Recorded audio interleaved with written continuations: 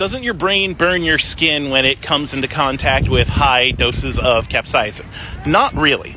While it is true that when you touch high doses of capsaicin, it feels like burning and the skin gets red and sometimes it'll blister, no tissue damage actually occurs. So your skin is explicitly not being burned. Is it reacting as if it were burned? Yes, but even that isn't a mental thing. Like, you can't hypnotize someone to think that they're burned and then their skin will blister.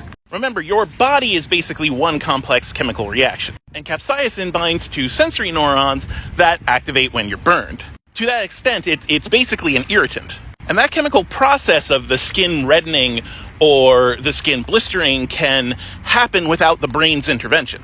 So we like to use terms like, you think you are getting burned. But it's not really like the brain ends up sending the healing response to this place to heal it. I mean, to a certain extent, the brain plays a role. But a lot of the stuff that happens in our body just kind of happens. It's part of the chemical and biological processes that make up our body. So yeah, when you handle capsaicin, what you are undergoing is the chemical processes of pain.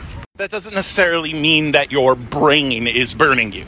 That just means your body is reacting as if it were burned because chemically it is experiencing the same sensation as if it were burned. And those chemicals cause a biological response. Without those chemicals, without those neurons firing, you're not going to get the burn response. As powerful as the brain is, it doesn't actually have control over every neuron on your body. It can't force them to fire, and thus it can't force the burn response or tissue damage. So yeah, it has less to do with the brain than you think.